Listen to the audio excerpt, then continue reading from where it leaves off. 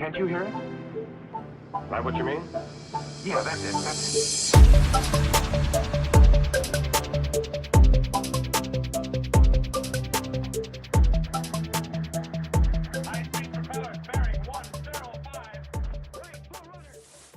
Hey everybody, welcome to a new episode of the Superpowered Fancast. This is your host Darren. This is episode 36 of the Superpowered Fancast, and it is the first episode of the new year, so welcome to 2018. I hope your holidays were amazing. I hope your New Year's was fun, and I hope the rest of the year is as fun and eventful as you want it to be. I'm hoping in this new year that I get to do a lot more of the things that I've enjoyed, a lot more of the things that you all have responded to. So I'm hoping to get to more cons. I'm hoping to have more interviews. And we're starting that off with this first episode. So with episode 36, I got to sit down and talk to one of my favorite writers, one of my favorite comic book writers, Scott Snyder. Now, if you don't know who Scott Snyder is, and I don't know how you wouldn't, he is the prolific writer of the huge DC Comics event happening right now, and that is Dark Knight's Metal. He is responsible for that. He's also one of the writers that he came on with artist Greg Capullo and really reinvented, not necessarily reinvented, but really took Batman to new heights in their run on Batman. He created the Court of Owls. So he's an amazing writer. He's writing a lot of things right now. He's incredibly busy, and I'm incredibly grateful for him always taking the time to sit and talk with me, because it's, you know, he's the man of the hour. He's got a lot of stuff going on, and I am always grateful that he'll take the time out to have a talk with me.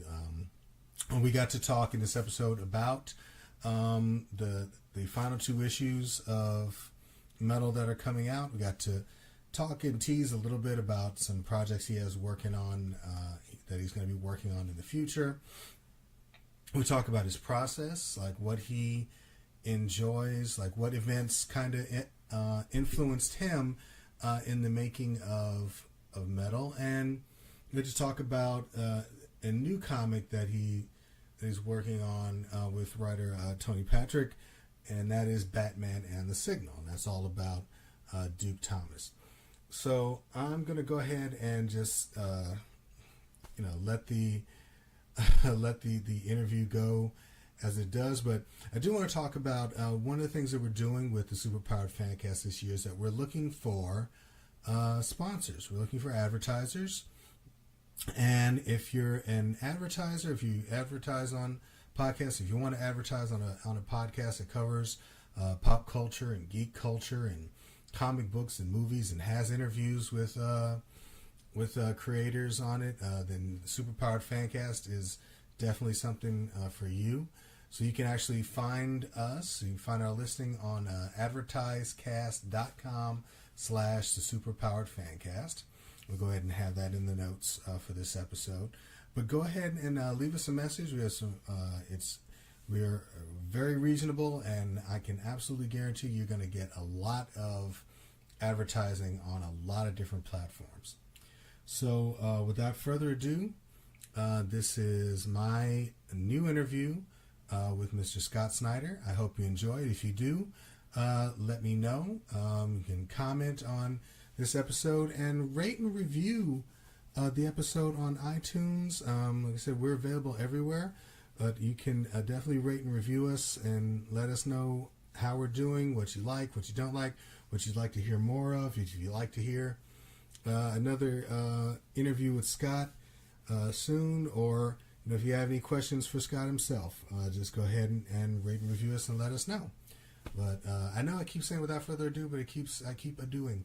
But what I am going to do now is turn it over to Mr. Scott Snyder. Hey, Darren. Hey, Scott. Hey, how are you doing, man? I'm sorry we always wind up talking so late, but Oh no, not at all. yeah, but I'm glad we can connect. How how was your New Year's? My New Year's was good. I mean, I got to spend it with the kids, and my wife, she got like a rare night off, so that was fun. That's great, dude. I'm glad. Yeah, we were really low key here. I had Charles Sewell up and his wife and kid. His daughter is close with our older son, so they're about the same age. So they came up, and my little one kind of chased them around. So they all like jumped in the. We have like a teeny little hot tub on the thing, and they all jumped in at midnight. It was cute. Well, that's awesome. Yeah, it was funny. But I'm excited to talk everything, dude. So yeah, whatever. Hit me up with anything. Okay. I mean, I'm trying to.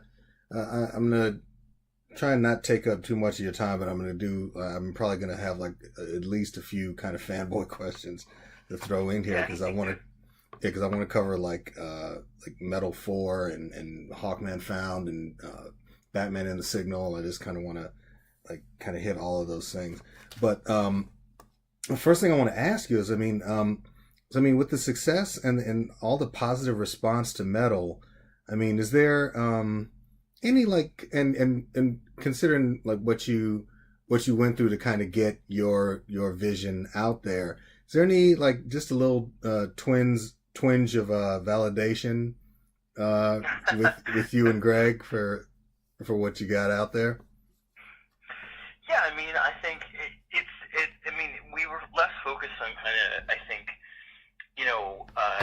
whether we were right or wrong in terms of some of the pushback or some of the resistance initially to the tone or the name or the kind of the scope of it and all that kind of stuff. Then we were really focused on just kind of putting something out that we really loved, as corny as that sounds. So I believed really deeply that it was the right move, just because I felt like the energy between Greg and me is sort of bombastic and fun, and the things that we like to work on have a lot of darkness, but are sort of bonkers and off the wall in terms of their stakes. A lot of the time, it was always sort of a mission on Batman to try and make it feel like it was the most important, or most dire, earth-shattering kind of consequences for each story or stakes in each story possible. So for Metal, we really believed in this one and felt like, if we went down swinging with it, that would be okay. But we wanted to have fun together also, he's been my friend a long time, and we wanted to do something that reflected the kind of humor that we throw around with each other, the kind of love we have for the characters that's kind of, almost partly tied up in their ludicrous nature, like, so many of them, Starro and Starman and all of it. So I'm really, really proud of it. I'm so grateful, honestly. I mean, I was thinking about it over the New Year's, just how supportive fans have been of Metal, but going all the way back to the very first things that we did together. And it does not, go unappreciated, I promise. Greg and I talk about it really frequently. So the fact that, fans have been so supportive of this one really means the world to us, because it is personal. I mean, I said it to you before, Darren, but on the one hand, the story is meant to reflect the kind of nuttiest sort of comic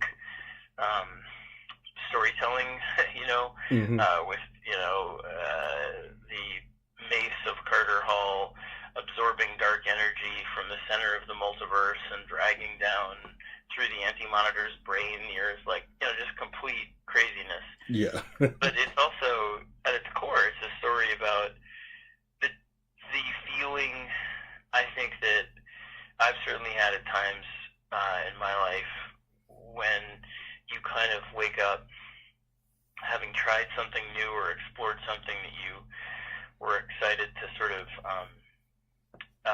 venture out and try to uncover, and then suddenly finding only horrifying answers about yourself, about sort of the nature of things, and finding yourself in kind of a dark place where every road just seems to lead back to that sense of failure and doom and all those things, and there seems to be no way out, where all you see are these kind of ugly versions of yourself and ugly endings for yourself, and and it's very hard to find your way out of that sometimes. So for me, I think, especially as a kid, but now certainly as an adult as well, I think one of the things when I look back at the comics that really helped me when I was younger, from everything from Infinity Gauntlet to Secret Wars, and they were huge cosmic lunacy. Mm-hmm. I mean, Crisis on Infinite Earths. These things are out of control in terms of their scope and their soap operatic sensibility, and the just insanity that they embrace as part of the kind of comic book storytelling DNA. And so metal is really a celebration of that too. So ultimately it's a pretty simple thing, where it's sort of a story about how dark things can feel, and then embraces the kind of fun and grandeur and majesty of comic book storytelling, kind of in a way to say, not only to tell a story, but as a kind of nod to the things that have helped me through those moments, and Greg as well, in really tough times, I think. Mm-hmm. So it's a personal comic, as crazy as it sounds, and so ultimately I'm really very, very, very grateful that fans have rallied behind it the way they have. I mean, I did not expect it, I promise, to do half as well as it has, and I did not expect all the tie-ins to sell out or any of that stuff. So, we feel like the luckiest guys with the best fans in the world, so we'll certainly try and keep it up. And I think that's a testament to what we've talked about before, and what you talked about, just kind of like putting everything out there, just kind of leaving it all out on the field. And I think people have been responding to that, because you've taken these characters on some pretty just broad and weird places, and just corners of the DC universe that longtime fans have either like forgotten about, or new fans didn't even know existed. So I mean, just even from just a processing, you were talking about like Crisis on Infinite Earths and Secret Wars, and how broad and kind of out there they are story wise. Like, how do you kind of keep up with where you're going with metal, and does that change depending on like, maybe you're in the middle of something, but then you get a spark of, hey, this I would love to include this. Do you have that kind of flexibility to add new things or take things out in the process, or have you just like mapped it out from start to finish and with no deviations? Like, how does that kind of process work? No, that's a great question. I mean, there's the creative sort of elasticity of it, and there's like the more pragmatic kind of elasticity of it. So I'll kind of address it like two different things. Like, there's kind of my process and how I like to work, and and just the kind of creative sort of latitude I give myself for space to breathe, and that's just different every writer. Mm-hmm. To writer like Tom King, for example, we joke around because he likes to discover the ending of the story a lot of the time as he goes, and I really need to know the ending up front, at least my version of it initially, so that I know what it's about for me when I start. So I know when I start something like metal, the major beats, I have the first I usually have sort of the first third, the last third, and then a couple beats in the middle, like a turning point figured out. And the middle is where I like to sort of play around a bit. Mm-hmm. So there's definitely room, and there are things that I like to discover just from the art too. So for example, in dialogue, so there are a lot of things that Greg will draw, and I'll realize he did the storytelling so well, my dialogue doesn't really fit anymore. So then I'll change it, and then try, and sometimes it'll lead me to discover things about the characters, relationships that I didn't know I wanted to really cultivate as much. So all that kind of stuff. But the basic tenets of it, and the kind of, where they go, what happens in terms of which characters make it out, which characters appear, all of that stuff is really vetted ahead of time with DC. So, that the big kind of anchors of the story are there from long, long before we start, and the ending I know from the beginning. And then the things that change on a pragmatic level beyond sort of just the creative playing around usually come with the kind of spin-off elements, the consequences. So for example, I just finished Metal 6. Greg's working on Metal 6 right now. There's the story as I planned it from the beginning, and that has all of the every kind of comic toy from the story that I could smash together in the bathtub, like smash together like a kid, the way you dream of it. So it has like Batman riding a Joker dragon through the sky. Like it's just so crazy. It's like every crazy moment I've been wanting to do from issue 1. So it's loaded. It really is like Greg wrote me the other day and was like, this is his favorite, craziest issue we've ever done. So I'm really excited about it and confident with this one. But once that story, that first 32, 33, 34 pages is done with Greg, then come all these codas. And the codas are the things that, 2 of them, the big ones that lead to my next DC work, have been set from long before Metal was started, because they feed the things that I'm doing next and some of the stuff that Tynan is doing next and Williamson have been really close to me on this event. But other things, we've left room open for other writers to come in and say, these are the things that I want Metal to engender for my characters, because it has some big levers that get pulled at the end. Nothing that's going to be upsetting. I didn't want any Metal to be a book in any way that imposed something on another book. And at the same time, like for example, what I was able to do was say, look, here's one thing at the end of Metal that happens where by going to the Forge of Worlds, Superman and Batman come back with something that allows characters that, I'm trying to say this without spoiling anything, allows characters that come in contact with it to affect their neighborhood of stuff in a certain way. That's the broadest way I can explain it. But what I do is I give the writer that mechanism and say, here, if you want to use this for your story, you can make it anything you want that emotionally fits your character. So the idea is like, if you create a widget or you create something that says, hey, this thing makes anybody that, wields it do this, or there's a monkey paw this, or whatever it is. And I'm just trying to find a way around spoiling it. Right. So this is just one of a couple big elements at the end of Metal that I went to all the people on the books months and months and months ago, like before San Diego, and was like, listen, this is the way Metal ends. You guys have a story you want to use. Can this affect Aquaman and Wonder Woman and Batman? If not, no worries. You don't have to use it. I can move it away from those characters. If it can affect those characters in ways that give you a story that's organic to the series you're on and just allows you to kind of kick things up a notch, go for it. So luckily, everybody kind of responded enthusiastically. And so those consequences develop as we go. So in that way, that's not planned from the beginning.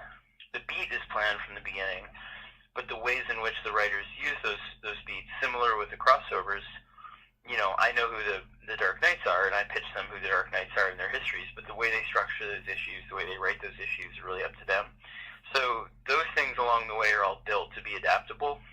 So I try and do that just because the last thing I want to do is like impose consequences on another person's book or force story on a book that people are enjoying that doesn't feel organic to it. So it's sort of like with when we did Death of the Family or something, in a much larger scale here, but back then what we did was we said, Joker's coming to town, and he's attacking the Bat family. Anybody who is on a Bat family book, if you choose to use the Joker, you're welcome to use him. If it interrupts your story, you don't have to use him, and I can work around it. So it's the same kind of thing as that. And then, of course, everybody decides to use it. It's the Joker. Oh, yeah. So it's that kind of a thing. So it's been a really interesting process. I mean, to be honest, like one of the things that I've always joked around about and been really, vocal about internally, but also a little bit publicly, I guess, is that Marvel has these summits. DC, when I started at least, wasn't as good about that, and so, we didn't have the kind of culture internally of getting the writers and artists together on a regular basis to kind of discuss what was happening, and that's really changed over the last couple of years. So with Metal, it really became kind of an even more intense version of that, where we had multiple summits throughout the year and got to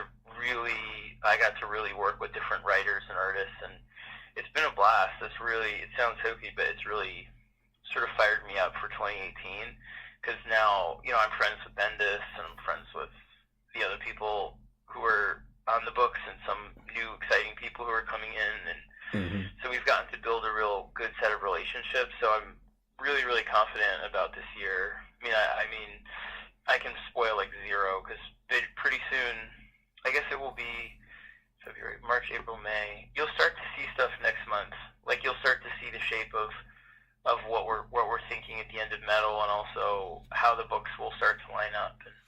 And that we're not really, don't worry, no one's doing like a new 52 and renumbering everything. As now, there's certainly there's no plans. I can't speak for like 2 months from now if there's some crazy decision to do that, but none of that's built into our story planning. We're just planning to sort of try and reward everybody by just keeping it going and rolling story that's organic to the series that are involved into those books. And then I'm taking on, you know, a couple new projects, and James and Josh and the Benson sisters and Marguerite, a bunch of us are sort of trying, you know, moving around to different, not moving around, but just kind of taking on different books, new books too. Well, that's good. I mean, I always, excuse me, just wanted to know that you guys are like, have that ability to kind of work with and around and just kind of play with all the toys in the toy box, and that kind of was going to lead me to just asking about, like, I don't know if we ever talked about the one shots, but I loved like every one of them. I loved the fact that you kind of got those individual stories, and then just kind of leading into why they are. Just that backstory works so well. Now, I mean, when you were working with the writers on just kind of telling them, you know, about the character they're about to write the one shot about, did they give you any insight on one of the Dark Knights that you hadn't thought of before? Like, oh yeah, completely. I mean, that's the joy of it. I mean, they all did that to some degree, but like Liam and Dan Abnett on The Drowned. Philip Tan and Dan Abnett on The Drowned. For example, Dan Abnett was like, well, what if there was so much that he pitched that he didn't put in there himself. Like, it wasn't me saying don't put it in there. I wish we could have used it in the series too, but he created so much around that character that I loved, where the initial pitch was, I had a slightly different pitch, which was, it was going to be Bruce. It was a little crazier. It just sort of, we didn't have the room to do it, where initially it was going to be Bruce in the future. There's a terrible cataclysm with Atlantis, and essentially the story is about his fear in the face of kind of natural, not natural disasters, but huge cataclysmic natural things, like you know, even if they're orchestrated by Black Manta or Ocean Master or Aquaman himself, floods, things that are just, as a human, you're incapable of stopping, even death, all of it. And so it's sort of these huge forces. And so everybody dies in a flood in Gotham, and his daughter, who was Bryce, who is essentially brain dead at the time because of this, she's taken on the Batman mantle, and then he's old, and he decides to sort of put his brain in her body, and then they fight. And I was like, it was too crazy and creepy, Frankensteinian. Yeah. I think so. I was just getting a little too, I just had this image of like a Frankenstein kind of, but when I was talking to them, they were like, why don't we just simplify it? We'll do like in Dreams, people gender swap a lot. We'll just do this. It's like, you know what, run with it. And then he came up with all this cool stuff about her controlling anyone that's drowned.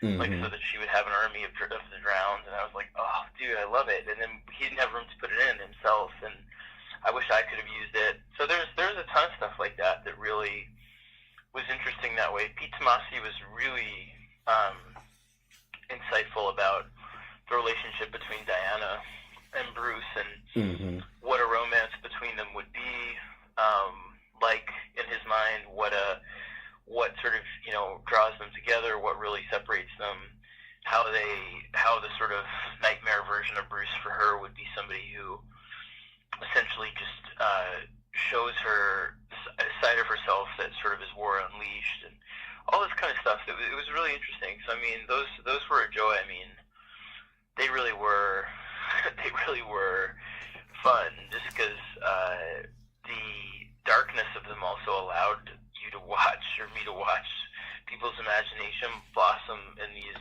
really twisted ways that I didn't always expect from them. I was like, wow, that's dark, man. When James is like, I mean, sometimes I pushed a little darker too, you know, with like Batman Who Laughs, I was always like darker. But every once in a while someone would come up with something like that and be like, when I was pushing James and being like, we gotta go darker with Batman Who Laughs, and then he's like, yeah, the black kryptonite, and Superman tears his whole family apart. And I was like, oh, that's darker than I even... You just took it even farther. Right, so congrats, brother. Yeah. So yeah, it was a joy, just because, and I don't mean to make light of like the crazy dark, moments in it, but they're meant to be Batman's absolute worst fears of the impossible things that might happen, you know, just beyond the sort of edge of what he actually would ever be capable of sort of falling victim to, you know, in terms of mistakes. You know, even if he made the mistakes that these Dark Knights make, he still would never go down those paths. That's why they exist in the Dark Multiverse and not the Multiverse. Yeah. So, you know, we feel comfortable sort of going as dark as we can with them, because, you know, they're reflective of what it feels like, I think, when you're in a really bad spot psychologically, depressed, or those things where what you feel is, I only see the worst possible outcome of everything, and they're impossible things. I mean, I've certainly, you know, gone through periods of depression, and luckily not in a while, but, you know, there was a period a few years when we were doing, right when we started 0 Year and that stuff, I think I've spoken to you about, that was pretty rough. Yeah. And, you know, at those moments, I'm telling you, it's like a switch is flipped in your brain, and you just, everything feels pointless, and everything that you feel, you know, every future version of yourself that you see has failed.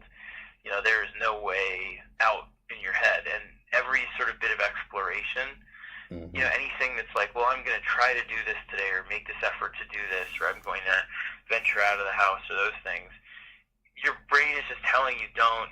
It's all going to come to garbage. Don't do it. And so that's why De Barbatos is constantly, all roads lead back to darkness. Everything you see will show how you fail.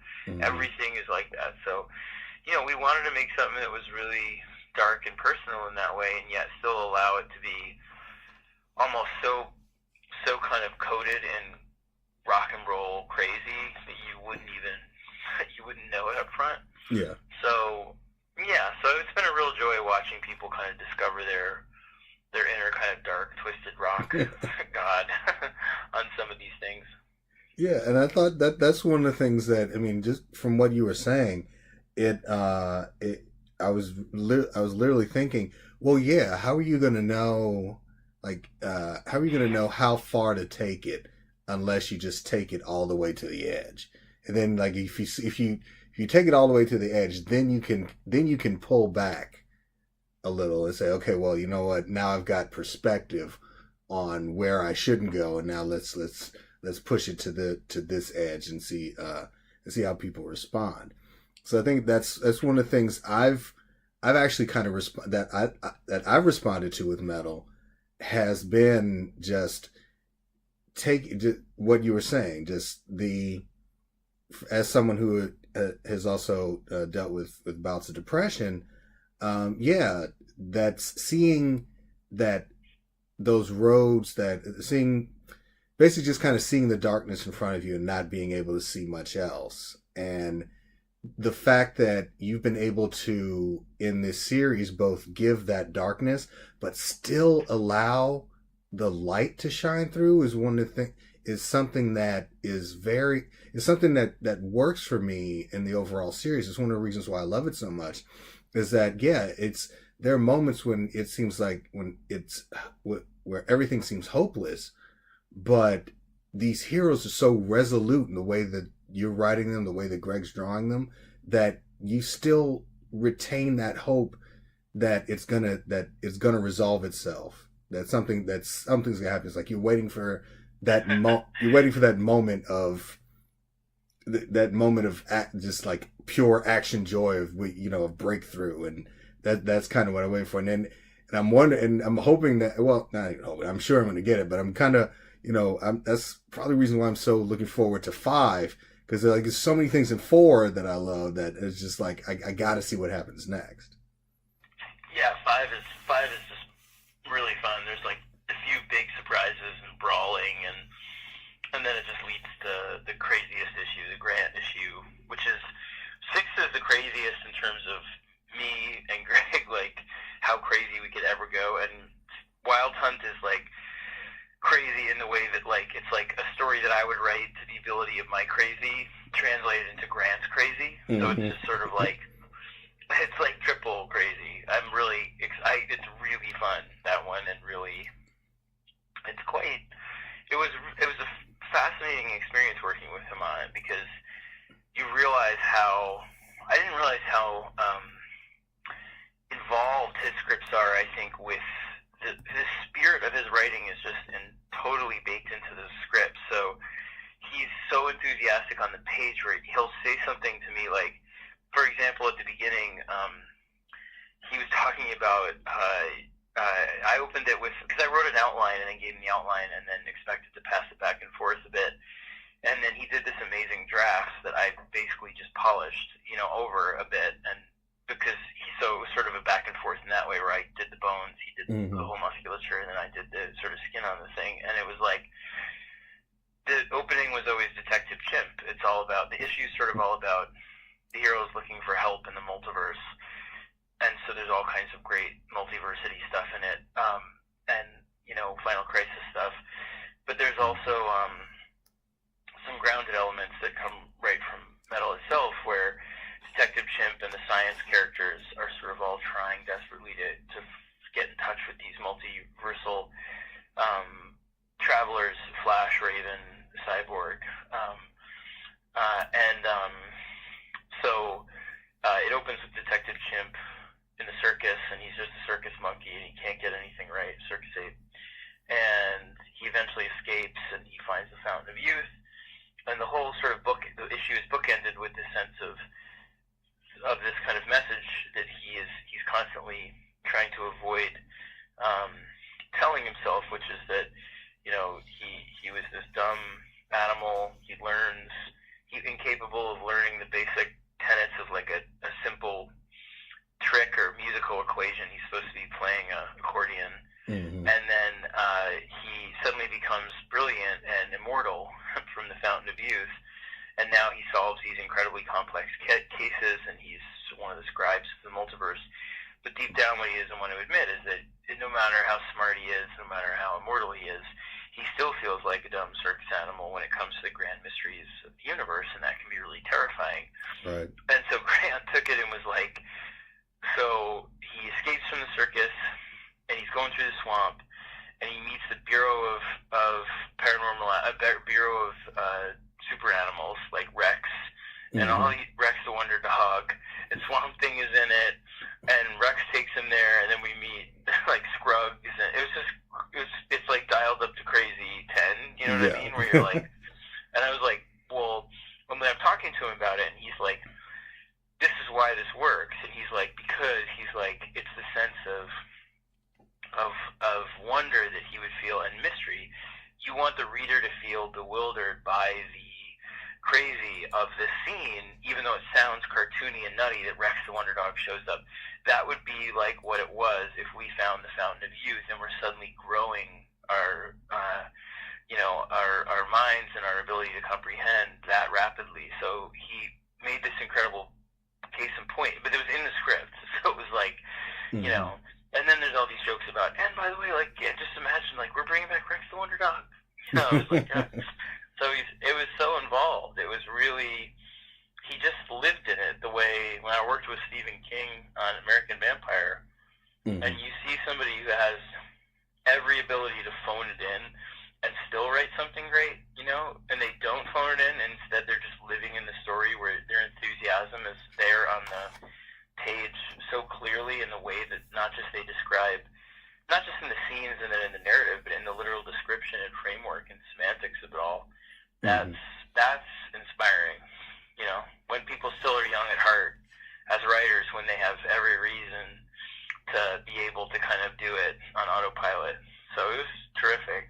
Right. So yeah, so we got 5 Wild Hunt and then 6. So it's definitely like there's a lot of crazy still coming. Yeah, I mean, and you got a lot of like really great moments in 4. I mean that are amazing. Like I said, like I told you before, like the part that really got me was weird that I attribute to the writing is we've all as readers been kind of lulled into this sense of complacency. Just we've been concentrating on the Dark Knights, and we've been concentrating on how are they on the Batman Who Laughs and Barbatos and all of them, and we didn't even think about the actual like DC supervillains like plotting and like being supervillains. Like it came like I guess to spoil it a little bit, but just like the Black Adam scene just kind of came out of nowhere and just like boom. Yeah. Like I just sat bolt upright and I was like, oh, and just and yeah. So well, that's part of it is that when you start to get into 5, what you realize without spoiling anything is that what is the response to depression? Like, what is the bad response? What is the thing that you or that feeling? Even if it's not literal depression, if people haven't experienced that feeling when you really go to a black place in your head where you feel like I everything I do or try to do in my life will end in failure. What do? You stop, or you start making decisions based on that. Mm-hmm. You stay in the house, you stay in bed, you don't venture out and try anything new, you don't explore, you're not a detective, you don't try and get answers the way Hawkman and Batman do. And all of that is what the villains will have done, meaning the real sort of selfish characters would say, I'm going to cut a deal with the Dark Knights, and in the dark, when this world goes, because there's no stopping it, once this world sinks beneath the membrane of the cosmic sort of balance and becomes part of the dark multiverse, the lord of that world, this terrible demon, Barbatos, will grant me a world in which, Kandak rules an empire of sand, an empire of, of power, Mm-hmm. and I, Black Adam, will rule that. Is there a minuscule chance if we all pull together our forces and fight Barbatos that we might be able to save this world? Probably not. But even if so, is that a smarter? Do you venture out and do that, or try that?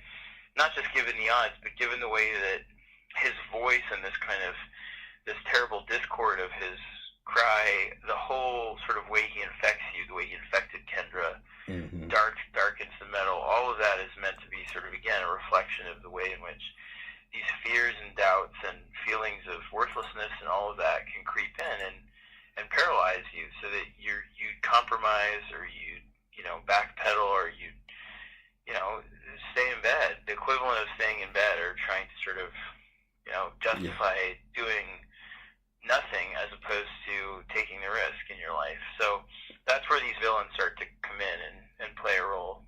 So you'll see more. There's a lot more fun to be had in 5 with that as well. Yeah, and that's what I can see. Is that difference between fight and possibly die, or survive and scheme, and that I can definitely see that. But yeah.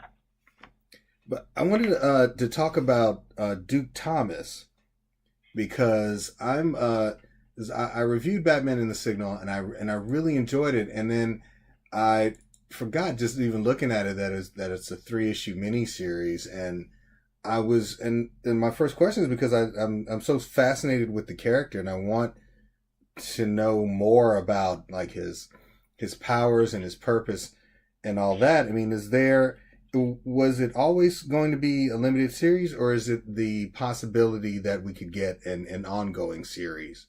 This has always been a limited series. The way all of the Dark Matter books are initially limited series. So, for example, Challengers with Andy is a handful of issues. That one's slightly longer. It's about 6 issues. Whereas this was 3, most of them are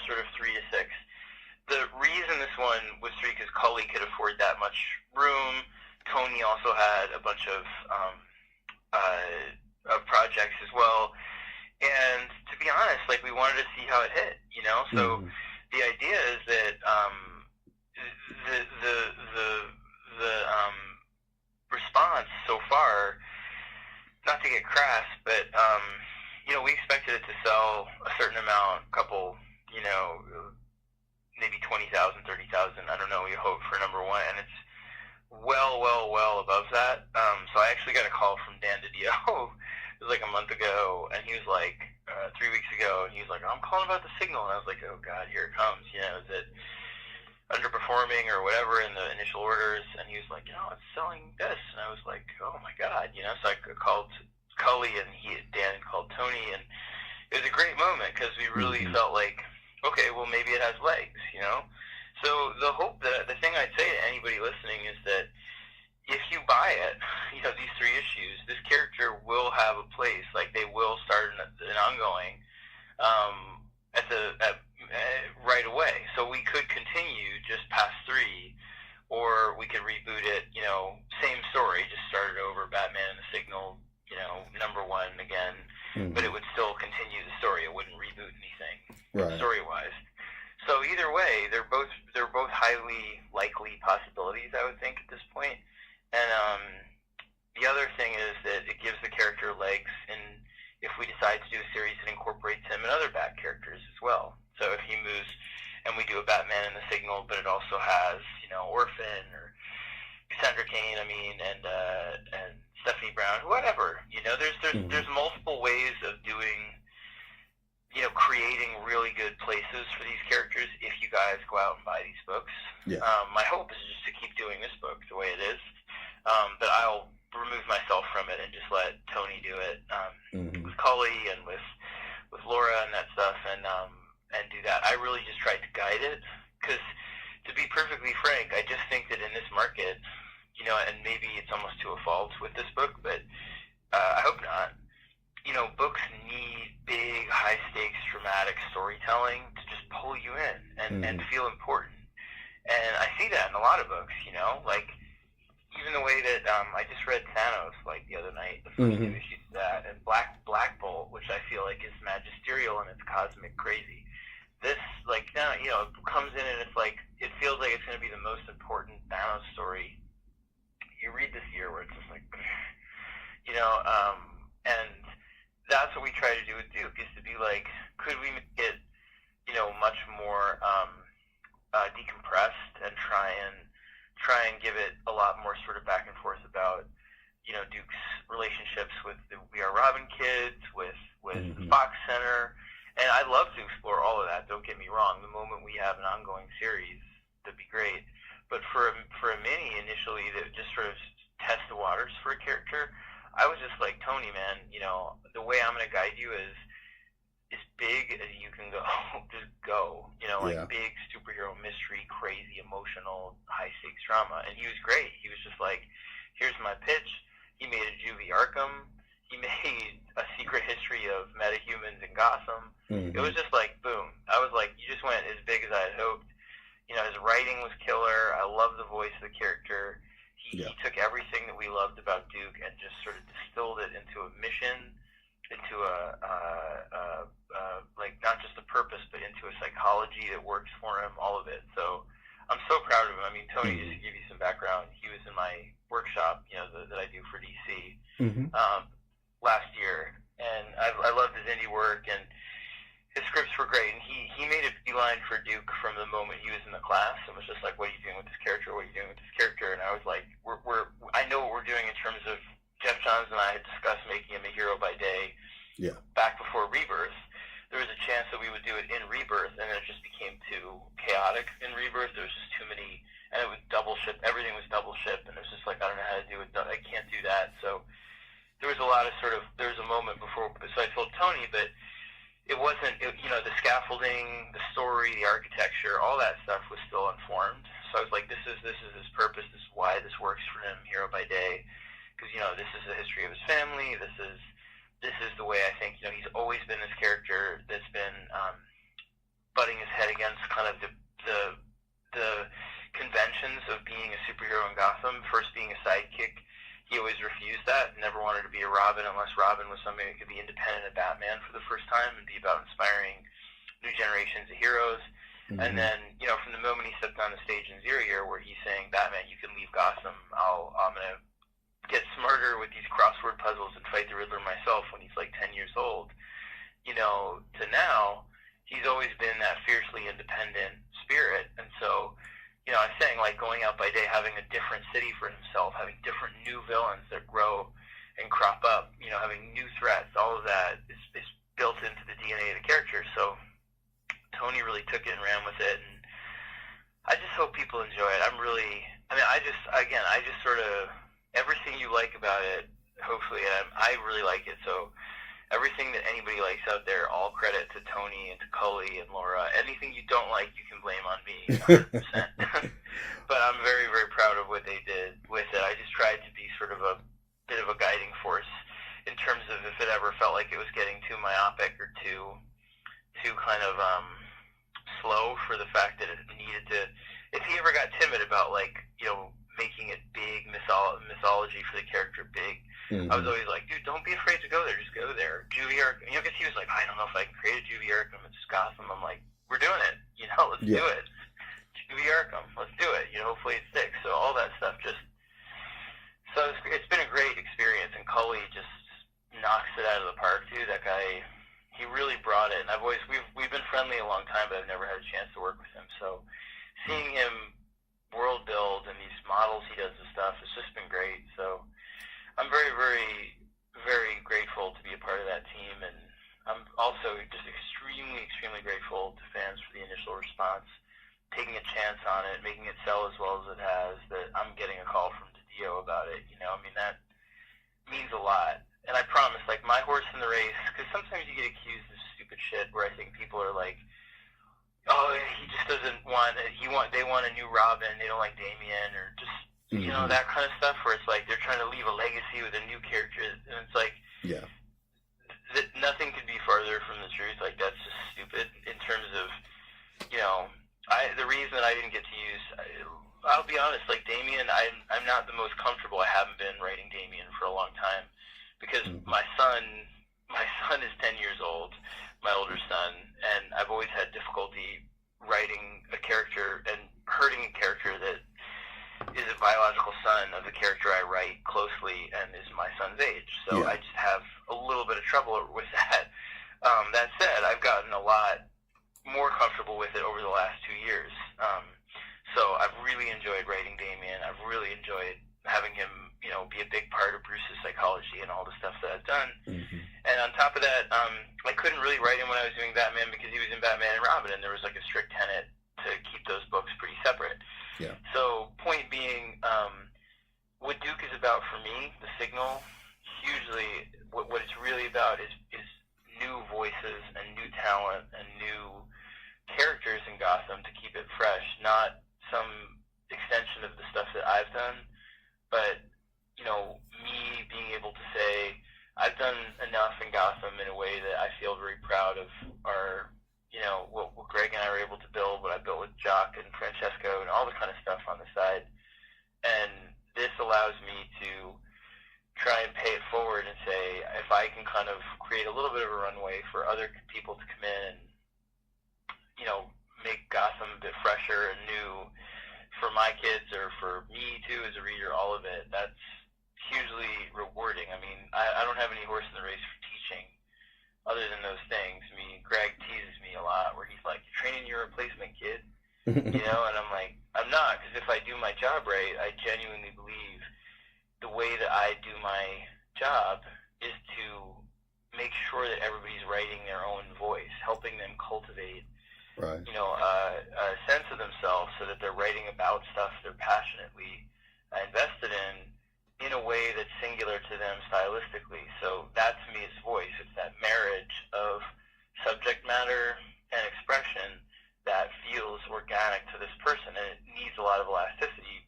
That's superhero comics, is you have to be able to adapt so that if you get thrown an artist you're not used to, or a series of 6 issues instead of 12, or 3 issues instead of, you have to be able to learn how to adjust so that your voice is always about the stuff you're passionate about first, and then finding a style that expresses that to the best of your ability within it. And so, point being, Signal for me is getting to watch somebody that I was inspired by in my class come into his own and write with, artists that I think are tremendous and create something that's his own out of the stuff that we began to build in Gotham. And that's just it's a hugely gratifying thing. It's why I love to continue to do that workshop and to see Aaron Gillespie come in and help me with challengers and bring all these ideas to it.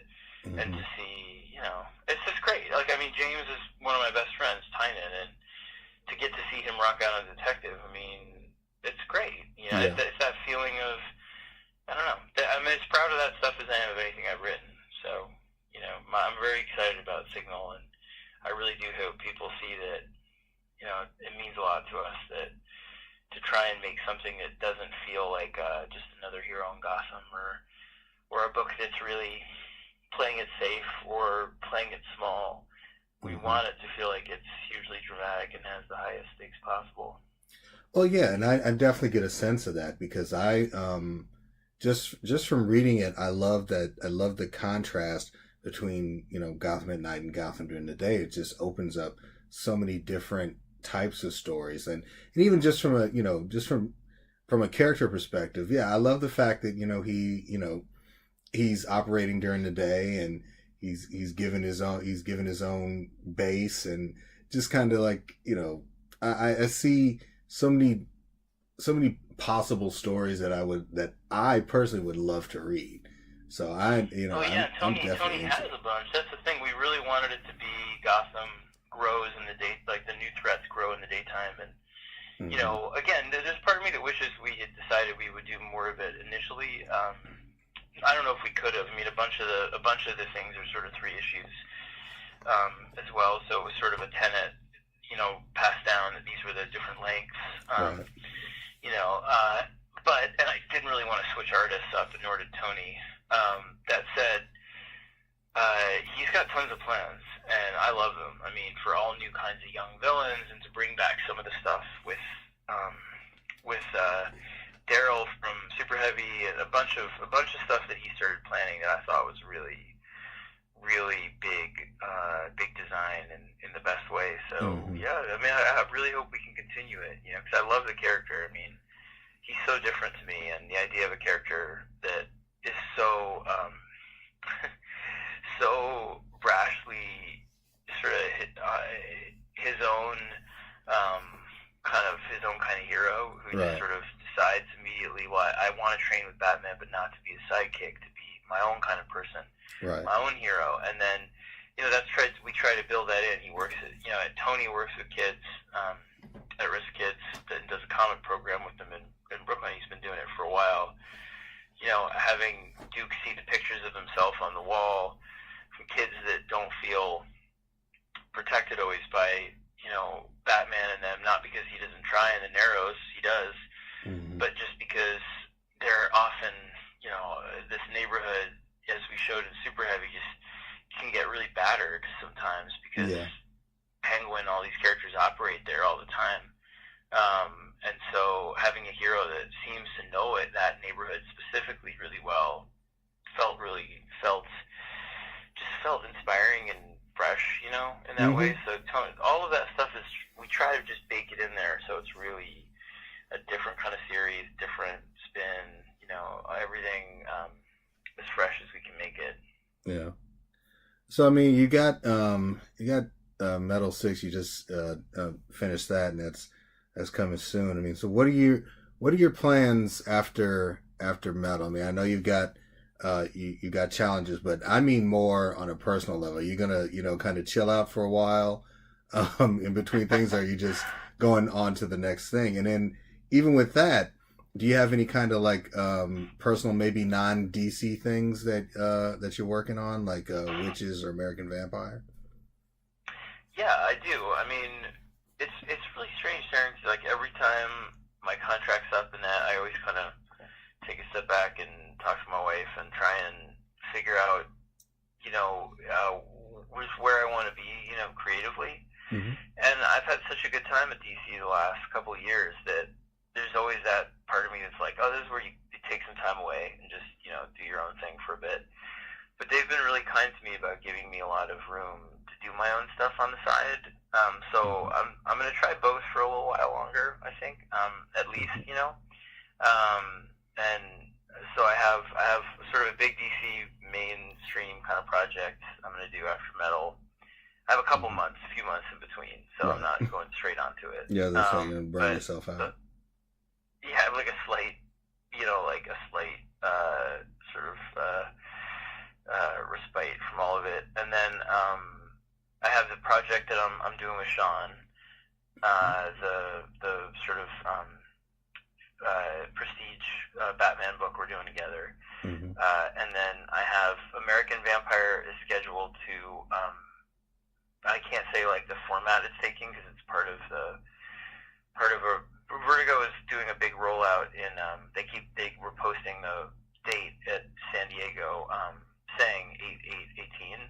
So summer 2018, they're going to start a bunch of big projects, and American Vampire will be a part of that rollout. So we're going to do a couple big arcs to finish off this part of the series, right in a row. We're starting to work on them really soon, me and Raphael. So that and Witches I'm working on right now. So we decided to do this thing that I don't know if it was the most logical sort of decision, but I kind of love that we did it anyway, just because it's just fun to do this format. But we're doing a prelude to Arc 2 in this Image Plus sort of previews that comes out every month, and we're up to chapter 5 or 6 out of 12. Now, we're basically done with it, me and Jock, so we're working on Arc 2. It comes out in sort of 4 to 6 page installments in there, and it basically tells the story of a character named Sebastian Clay.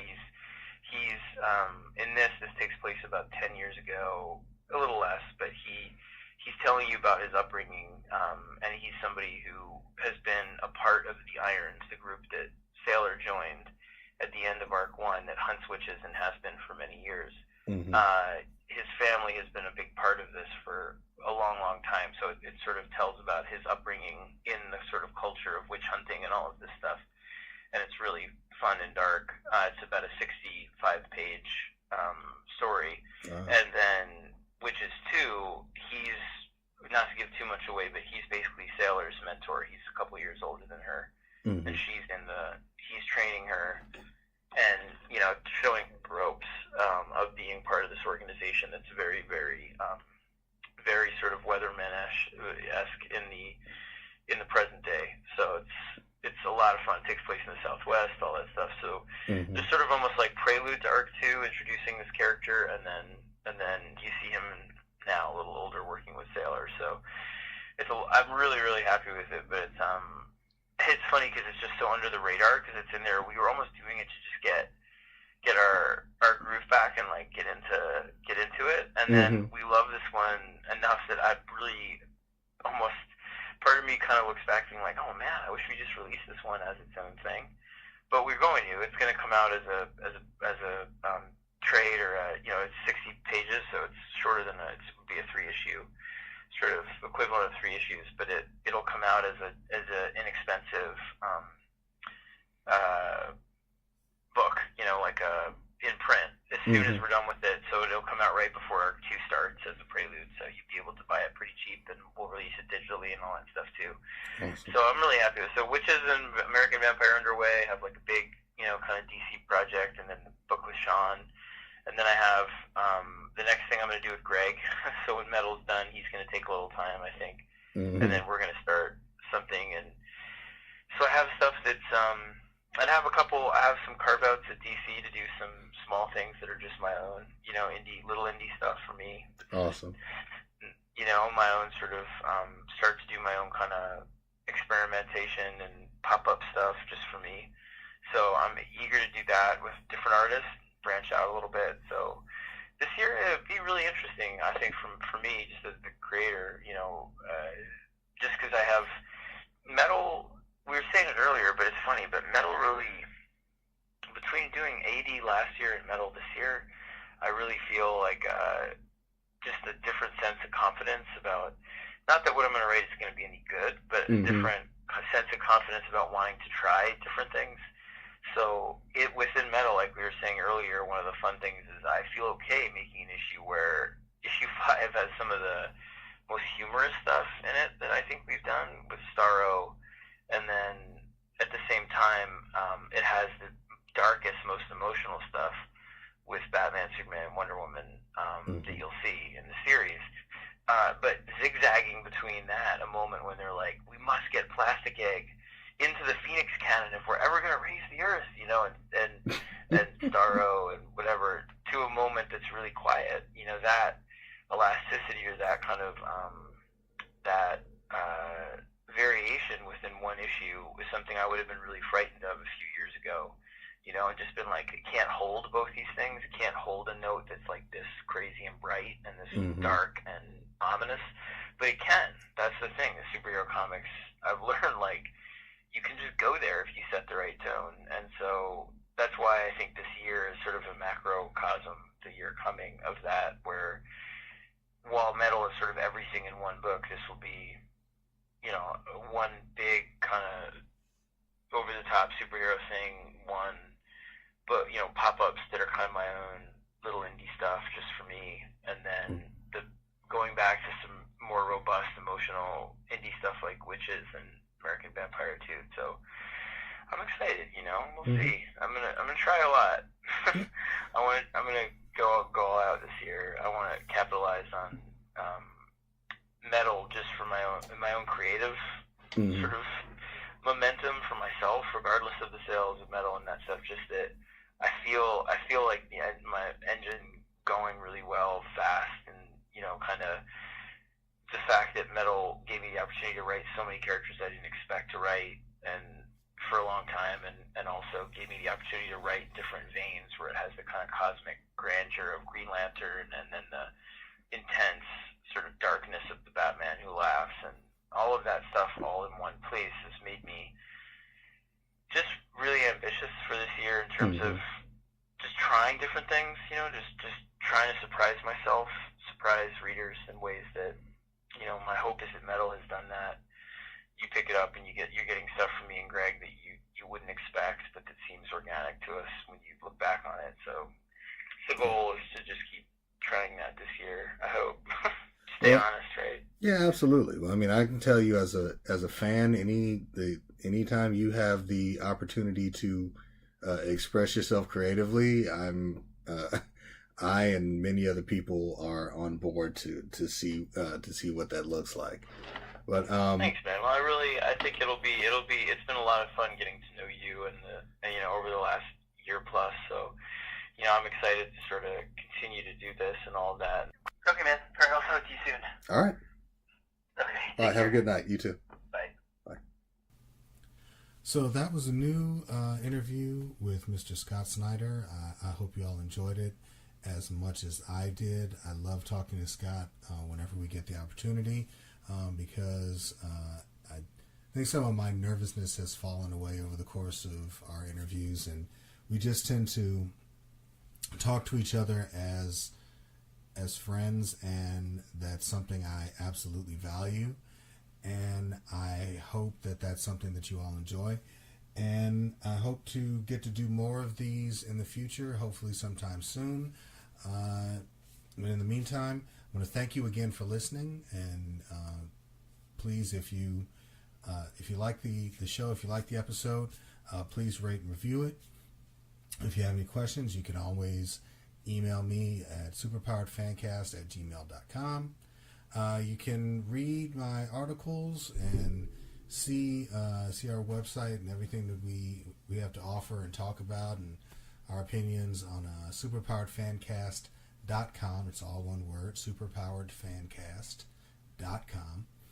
And you can even access our YouTube channel. Just find us on Facebook, facebook.com/superpoweredfancast. You pretty much find us anywhere. You can follow us on Twitter @superpoweredfan.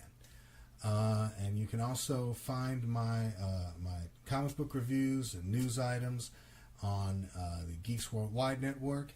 at www.thegww.com. Until next time, this is Darren for Superpowered Fancast, signing off.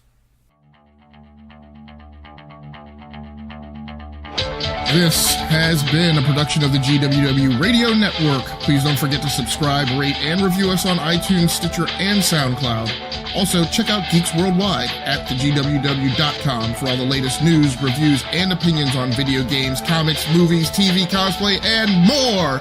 Geeks Assemble!